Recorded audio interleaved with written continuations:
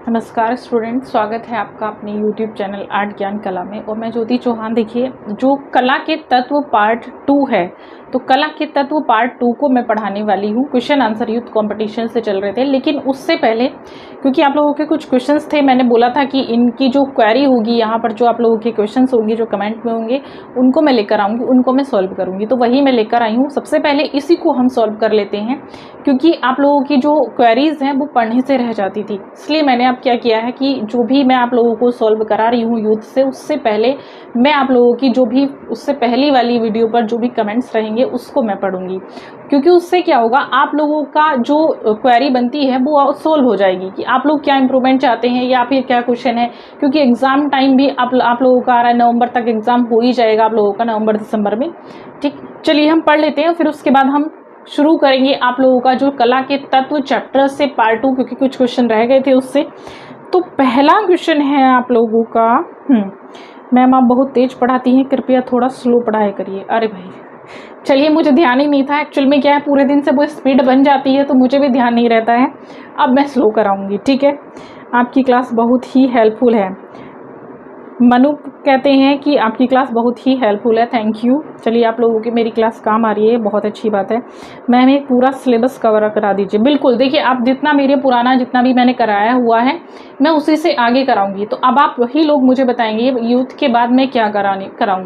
वैसे तो मैं एक एक टॉपिक पर भी अब सोच रही हूँ मैं लेकर आऊँ आप लोगों के लिए जो भी वीडियो है, ताकि आप लोगों को कुछ हेल्प मिल जाए। नेक्स्ट है, कला के 7 तत्व होते हैं, 6 नहीं। AS कोचिंग सेंटर, मुझे भी बता दीजिए कौन से होते हैं। तो इनका थोड़ा सा क्वेरी है, उसको सॉल्व कर लेते हैं। कला के 6 ही तत्व होते हैं या 7 होते हैं? तो कला के 7 ही तत्व होते हैं। मैंने बताया ना, कला के 7 तत्व होते हैं, इन्होंने बोला है, ठीक है। 6 नहीं होते हैं, मैंने कहा कला के 6 होते हैं।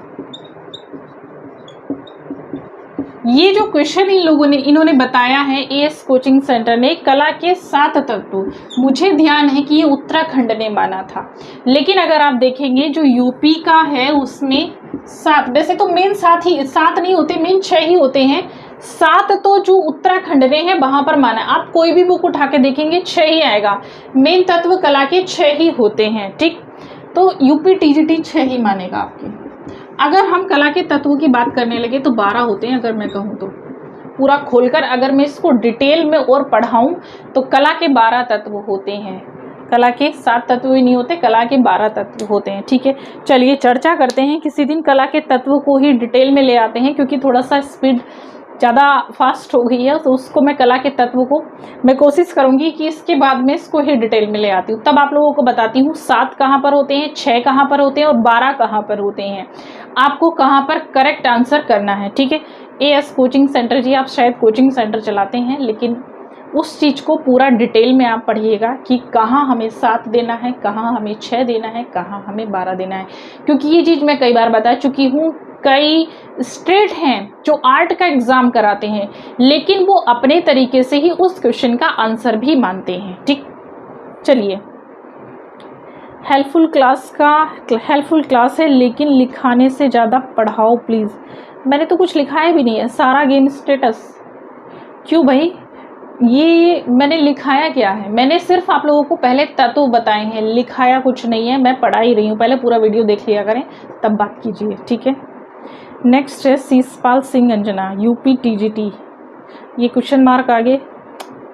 मैम आप बहुत अच्छा पढ़ाती हैं, ये मिस्टर वर्मा जी कहते हैं, थैंक यू।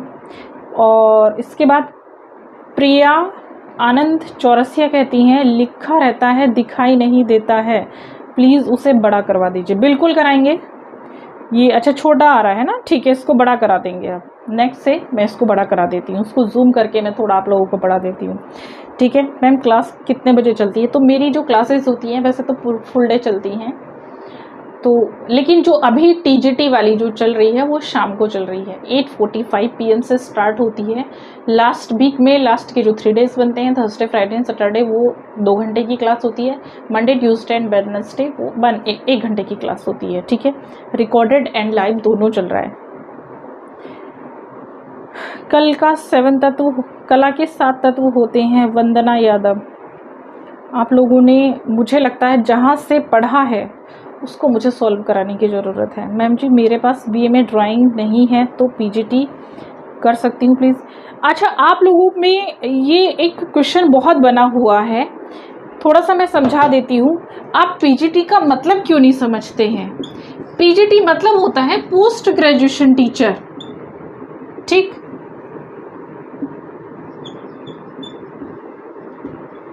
अब पोस्ट ग्रेजुएशन जिस सब्जेक्ट में आपने की है, इसका सब्जेक्ट भी तो मैटर करता है। आपने पोस्ट ग्रेजुएशन सब्जेक्ट से किया तो तभी तो आप पीजीटी दे पाएंगे।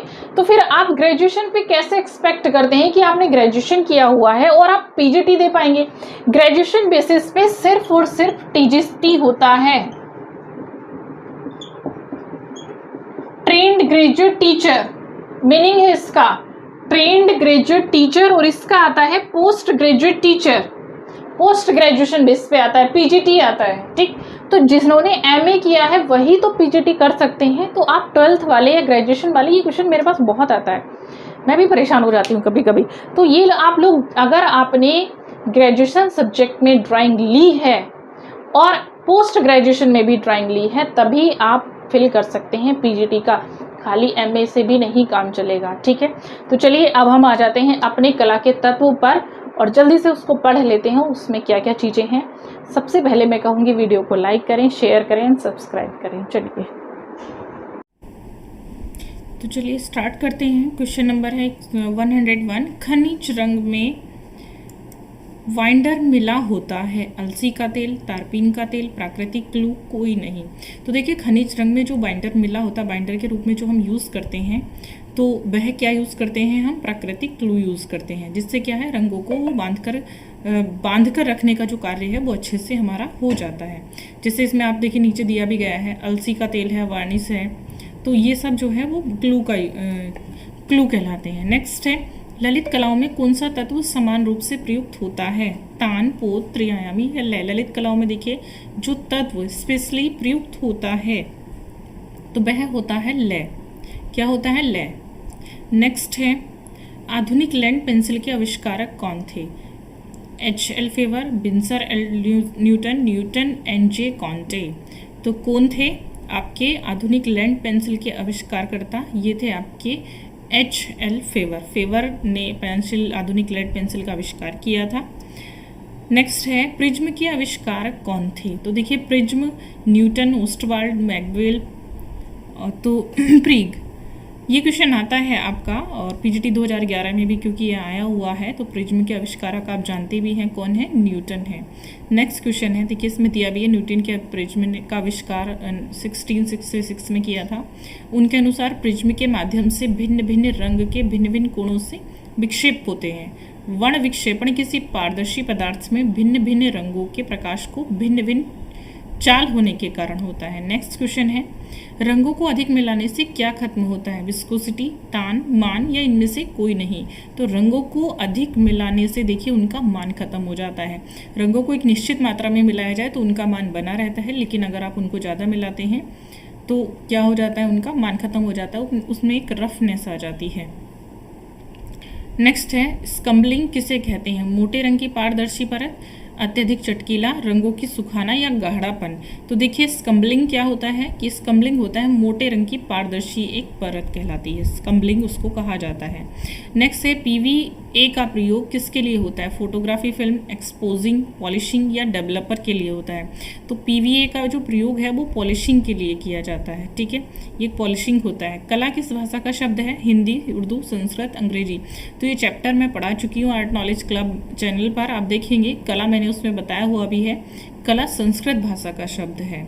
नेक्स्ट है रौद्र रस का रंग क्या है? तो रंग क्योंकि पूछे जाते हैं रस से संबंधित, तो देखिए नीला, काला, लाल, पीला। क्या रंग है रौद्र रस का? तो जैसे कि नाम से ही हमें पता चल रहा है लाल रंग है। नेक्स्ट है ओस्टवाल्ड की रचना कहाँ के वैज्ञानिक ने की थी? भारतीय, अमेरिकन, जर्मन या यूनानी? तो किसने की थी? जर्मन वैज्ञानिक ओस्टवाल्ड की रचना जर्मन के वैज्ञानिक थे। जर्मन विद्वान थे ओस्टवाल्ड ने 4 प्रमुख रंग लाल, नीला, पीला और हरा माना हुआ है। नेक्स्ट लिखेंगे ईरानी चित्रों में प्राय रंग लगाए जाते हैं हल्के, सपाट, जल रंग या पेस्टल रंग। तो कैसे लगाए जाते हैं? सपाट रंग लगाए जाते हैं। हीगल ने ललित कलाओं को कितने भागों में रखा? 8, 3, 5, 9। कितने भागों में रखा है? 5 भागों में रखा है। सर्वाधिक सामंजस्य उत्पन्न करने वाले वर्ण हैं कौन से? पीला, नारंगी, लाल, हरा, सफ़ेद, काला या लाल सफ़ेद। तो सबसे ज़्यादा सामंजस्य उत्पन्न करने वाले जो वर्ण हैं वह हैं सफ़ेद और काला। देखिए 3 रंग होते हैं जैसे लाल और पीला, लाल, पीला, नीला। इन्हीं प्राथमिक 2 रंगों के मिश्रण से एक द्वितीय रंग तैयार किया जाता है, जिससे नीला और पीला को मिलाने से हरा बनता है। और द्वितीय रंगों की संख्या 3 नारंगी, बैंगनी और हरी है। इसी प्रकार से काला और सफ़ेद 2 रंग होते हैं जिन्हें हम तटस्थ रंग भी कहते हैं। ठीक है, नेक्स्ट है बैंगनी रंग विरोधी होते हैं, पीले का, नीले का, लाल का या हरे का। तो देखिए किसका है? तो जो बैंगनी रंग विरोधी है आपका वह है किसका? पीले का विरोधी है। नेक्स्ट है जो आप देखते हैं ओस्टवाल्ड जो चक्र होता है उसमें जो आमने सामने कलर पड़ते हैं वो विरोधी रंग कहलाते हैं। तो सामने वाले का ये सामने का रंग विरोधी हो जाता है। ठीक, ये रंगों का मैं समझाऊंगी आप लोगों को तो आपको अच्छे से क्लियर हो जाएगा। आई थिंक मैंने शायद वीडियो बनाई भी होगी। निम्न में से सबसे सॉफ्ट लेड मुलायम नोक वाली पेंसिल है HB, 2B, 4B या 9B। तो देखिए कौन सी है? 9B, क्योंकि HB का मतलब तो होता है हार्ड ब्लैक, हार्ड होती है ये। तो हमसे पूछा है सॉफ्ट लेड मुलायम नोक वाली, तो ये होती है 9B। इसकी जो नोक होती है वो थोड़ी सी मोटी होती है और ये बड़ी सॉफ्ट होती है। आप जब इसको स्केचिंग करते हैं शेड में भी इसको यूज़ किया जाता है, तो ये बड़ी सॉफ्ट होती है। नेक्स्ट, परिप्रेक्ष्य की दृष्टि से हम घन के कितने पक्ष दिखाई पड़ते हैं? तो देखिए घन के कितने पक्ष दिखाई पड़ते हैं? 3 पक्ष दिखाई पड़ते हैं। नेक्स्ट देखेंगे ग्वाश रंगों की प्रकृति कैसी होती है? पारदर्शी, अल्पारदर्शी, परावर्ती या अपारदर्शी। ग्वाश रंगों की जो प्रकृति है वो कैसी होती है? अपारदर्शी होती है। नेक्स्ट है मोनोक्रोम क्या है? रंगों की विभिन्नता, एक ही रंग की विभिन्नता या 2 रंग का मिश्रण या फिर रंगों का गाढ़ापन। तो क्या है? ये है आपका एक ही रंग की विभिन्नता। नेक्स्ट है निम्नलिखित में से कौन सी कला दृश्य कला के अंतर्गत आती है? काव्य कला, चित्रकला, संगीत या पाक कला। तो कौन सी कला आती है आपकी? ये आती है आपकी चित्रकला। नेक्स्ट है रौद्र रस का रंग क्या है? देखिए पीछे आया था तो लाल है। नेक्स्ट, प्रकाश में उपस्थित रंगों को हम किसके द्वारा देख सकते हैं? दर्पण, प्रिज्म, दूरबीन या एक्सरे। तो ये किसके द्वारा देख सकते हैं? प्रिज्म। ठीक है, प्रिज्म का आविष्कार किसने किया था? न्यूटन ने किया था। नेक्स्ट देखिएगा सामान्य पेंसिल में कौन सी सामग्री प्रयुक्त होती है? ग्रेफाइट, कार्बन, लोहा या हीरा। तो जो नॉर्मल पेंसिल होती है उसमें जो प्रयुक्त सामग्री है वो ग्रेफाइट यूज होती है। नेक्स्ट है शीतल प्रभाव उत्पन्न करने वाले रंग होते हैं लाल, पीला, नीला, हरा, काला, सफ़ेद या लाल, काला। तो ये होते हैं आपके नीला और हरा। नेक्स्ट है विरोधी रंग कौन से होते हैं? लाल, हरा, हरा, नीला, पीला, लाल या नीला, बैंगनी। विरोधी रंग मैंने बताया था जो ओस्टवाल्ड चक्र में आमने सामने जो कलर पड़ते हैं उनको हम क्या कहते हैं? विरोधी रंग कहते हैं। तो देखिए यहाँ पर जो विरोधी रंग है वह लाल का क्या है? हरा रंग आएगा, लाल, हरा। नेक्स्ट क्वेश्चन है अलंकारिक आलेखन किन रेखाओं से बनाए जाते हैं? लयात्मक, ज्यामितिक, सीधी या कठोर रेखा। तो किससे बनाए जाते हैं? लयात्मक रेखाओं से बनाए जाते हैं। इटालियन फ्रेस्को पेंटिंग की तकनीक किसके समान है? अजंता म्यूरल, बाग पेंटिंग, पहाड़ी पेंटिंग या जयपुरी फ्रेस्को। तो इटालियन फ्रेस्को पेंटिंग जो टेक्निक है आपकी वो जयपुरी फ्रेस्को किस समान है? ठीक है, मैंने बताया भी होगा शायद जब मैं इसको पढ़ा रही थी और मैंने अपनी क्लास में भी काफ़ी बच्चों को ये बताया है। नेक्स्ट लिखेंगे सादृश्य का अर्थ है समाविष्ट, सहायता, चित्रांकित आकृति में समानता। तो सादृश्य का जो अर्थ है वह क्या है? आकृति में समानता है। सूर्य किरणों के रंगों का प्रयोग।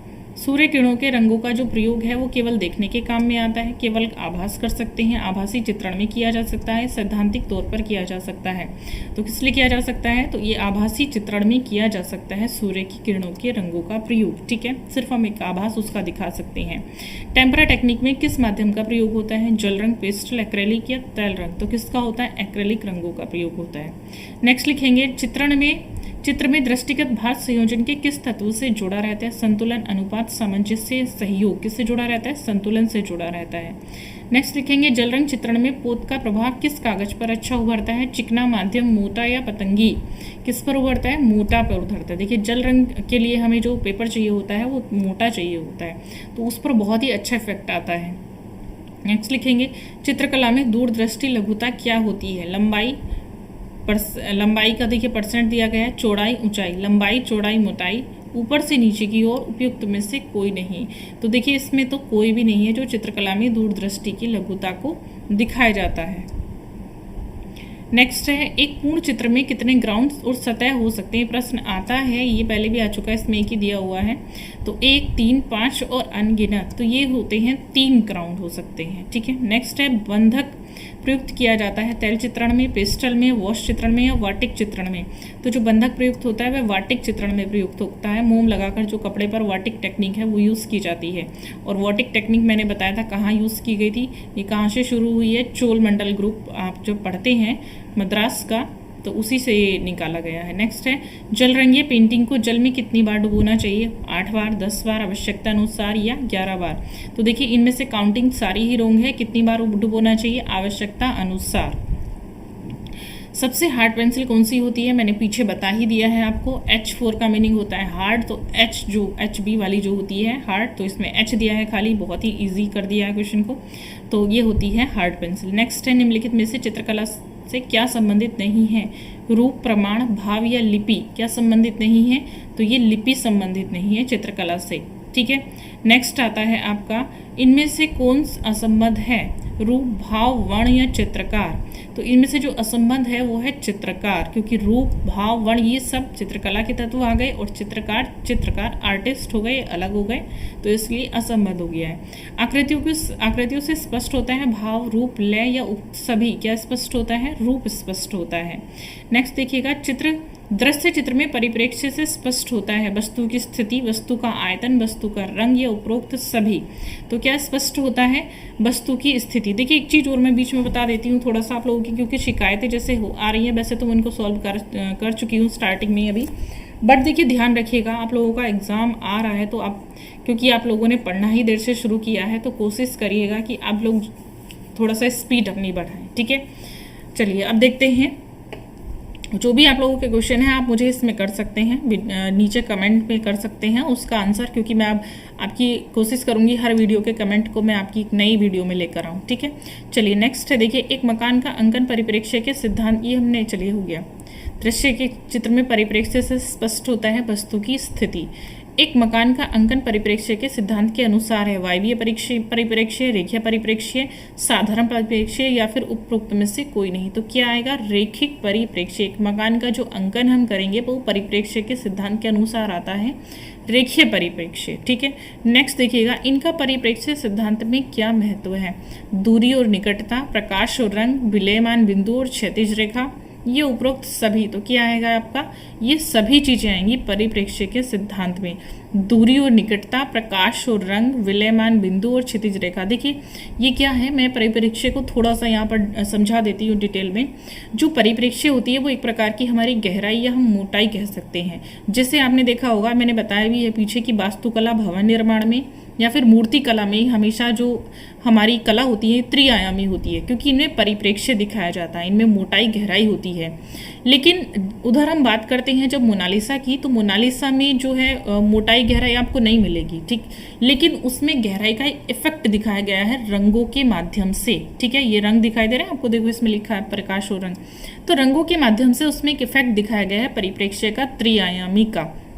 इसलिए वो कैनवास पर जो चित्र है वो त्रिआयामी कहलाता है, लेकिन वो सिर्फ एक इफेक्ट है, क्योंकि कैनवास पर हम सिर्फ एक इफेक्ट दे सकते हैं, परिप्रेक्ष्य वास्तविकता में नहीं देते हैं। परिप्रेक्ष्य नहीं होता है, उसमें एक इफेक्ट दिया जाता है, और जो मूर्ति कला होती है वो परिप्रेक्ष्य उसमें होता है। नेक्स्ट देखिएगा, रंग हम यहाँ से शुरू कर रहे हैं। तो क्वेश्चन है, 4 रंगों के बाद जब छपाई में दूसरे रंग का प्रयोग करते हैं तो इसे क्या कहा जाता है? ऑफसेट में 4+1 रंग, 5 रंग की छपाई, अतिरिक्त रंग या विशेष रंग। तो देखिए जब इसमें हम छपाई के बाद दूसरे रंग का प्रयोग करते हैं तो इसे क्या कहा जाता है? विशेष रंग कहा जाता है, एक नया विशेष रंग बनता है। रंग क्या होता है? पोत का गुण, प्रकाश का गुण, रेखा का गुण या प्रभावित का गुण। तो जो रंग होता है वो प्रकाश का गुण होता है। मूल कला को निम्नलिखित में से किसके द्वारा रेड, लाल, हरा, ग्रीन और ब्लू नीले घटकों में अलग अलग किया जा सकता है? Hard disk, pen drive, memory card या डिजिटल स्कैनर। तो जो मूल कला में जो किया जाता है, देखिए ये है आपका डिजिटल स्कैनर आता है। ठीक है, चलिए नेक्स्ट देखते हैं हम। डिजाइन के पूर्ण रंग पुनराप्रतिकृति फुल कलर रिप्रोडक्शन के लिए प्रयुक्त मुख्य पिगमेंट्स हैं सियान, मेजेंटा और येलो, रेड, ग्रीन और ब्लू, ब्राउन, ब्लैक और ब्लू, वायलेट, इंडिगो और ऑरेंज। तो देखिए ये जो आपका आएगा ये आएगा सियान, मेजेंटा और येलो, CM और Y, CMY इसको याद रखेंगे आप, इजीली आपको याद हो जाएगा। नेक्स्ट देखिएगा, गर्म रंग कौन सा है? नारंगी, लाल, पीला, उपयुक्त सभी पीछे पढ़ के आ चुके हैं आप। गर्म रंग कौन सा होगा आपका? उपयुक्त सभी, नारंगी, लाल, पीला, क्योंकि ये सब एक ही टोन है। ठीक। नेक्स्ट देखिएगा, किस रंग में कंपन गति सबसे अधिक होती है? तो कंपन गति पीला, नीला, बैंगनी या लाल? तो बैंगनी में सबसे अधिक होती है। देखिएगा नेक्स्ट है, इंद्रधनुष के रंगों का क्रम बताइए। हरा, लाल, पीला, आसमानी, बैंगनी, नारंगी, नीला। तो ये देखिए ये जो इंद्रधनुष के रंगों का क्रम है, वैसे तो आपको याद है बिब्ग्योर से आप निकाल लेते हैं बड़ा इजीली, तो बिल्कुल वही है, बैंगनी, नीला, आसमानी, हरा, पीला, नारंगी, लाल। बिब्ग्योर से ही आ जाएगा आपका बहुत इजीली। उसमें पैटर्न आपको मैं मानती हूँ 5th क्लास से ही सिखा दिया गया होगा या उससे पहले ही। पेस्टल रंगों के लिए उपयुक्त कागज क्या है? चिकना सफ़ेद, मोटा हस्त निर्मित, भूरा खुरदरा, टेक्सचर्ड कागज। कौन सा है? भूरा खुरदरा। नेक्स्ट है, रंग क्या है? Colour stick, colour cake, colour bottle या प्रकाश का गुण? ये पीछे आ चुका है। रंग क्या है? एक प्रकाश का गुण है। निम्नलिखित में से गर्म रंग कौन सा है? बैंगनी, हरा, लाल, भूरा। कौन सा है? तो ये लाल है, गर्म रंग। नेक्स्ट है, गर्म रंग कौन सा है?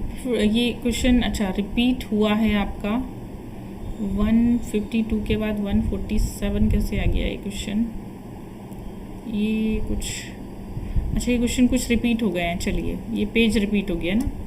53, निम्नलिखित में से किन रंगों को मिलाकर नारंगी रंग बनेगा? हरा व लाल, पीला और नीला, पीला व लाल, लाल व नीला। तो देखिए किन रंगों को मिलाकर नारंगी रंग बनेगा? तो ये आप जानते हैं पीला प्लस लाल। कहाँ पर है इसमें पीला और लाल? ये है C नंबर पर। नेक्स्ट देखिएगा, आप किन दो रंगों को मिलाकर काला रंग बनाएंगे? लाल प्लस नीला, हरा प्लस लाल, कत्थई प्लस नीला या कत्थई प्लस हरा। तो किन दो रंगों को मिलाकर काला रंग बनाएंगे? तो काला रंग देखिए बनेगा हमारा कत्थई प्लस नीला, जो इसके समीप है सबसे ज़्यादा वो यही है। ठीक है। नेक्स्ट है देखिएगा, कौन सा रंग ठंडा होता है? पीला, लाल, काला या नीला? ठंडा रंग पूछा गया है इसमें, तो जो ठंडा रंग होता है आपका वो होता है नीला, बाकी वो सब गर्म रंग है। मूल रंग के समूह कौन से हैं? काला, लाल, पीला, नीला, पीला, लाल, नीला, हरा, लाल, पीला, नीला, हरा। तो ये है नीला, पीला, लाल मूल रंग के समूह हैं। क्योंकि देखिए रंगों की उत्पत्ति जो है वो प्रकाश से बताई गई है, पीछे भी कई बार आ चुका है। और जो रंग हैं वो दो प्रकार के बताए गए हैं, प्राथमिक और द्वितीय रंग। मेन TJT में यही आते हैं, प्राथमिक और द्वितीय, तृतीय और चतुर्थीय नहीं आते आप लोगों के लिए।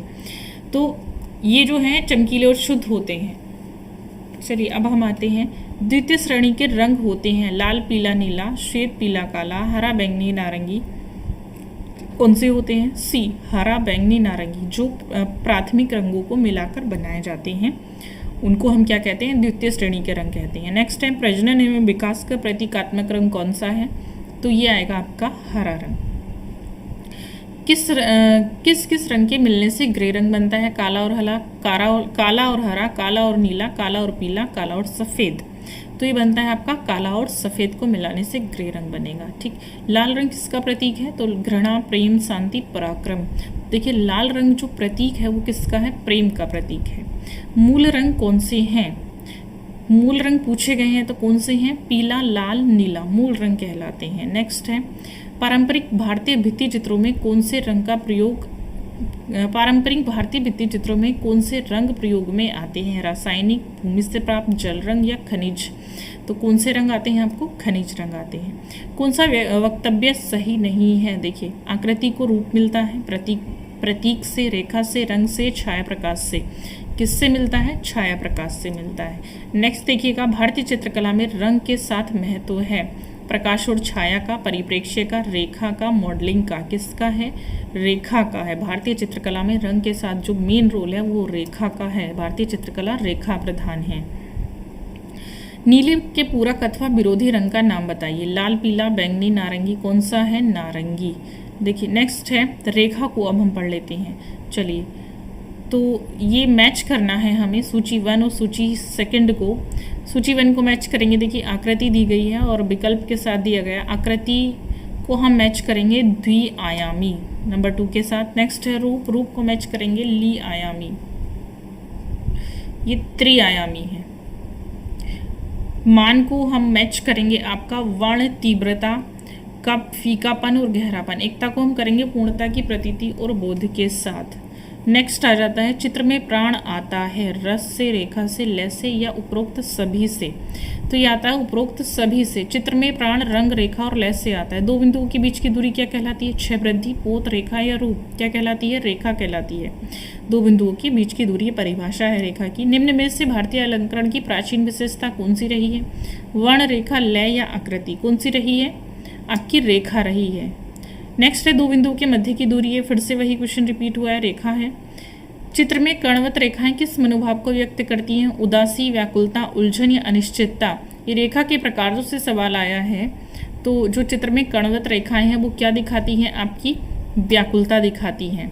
आड़ी रेखा को कर्णवत रेखा कहते हैं। इस रेखा के मुख्य भाव नाटकीयता, प्रबल स्पंदन, उत्तेजना, बेचैनी और व्याकुलता होती है। भारतीय चित्रकला का मूल तत्व है रंग, शीर्षक, रेखा या धर्म। क्या है? रेखा है।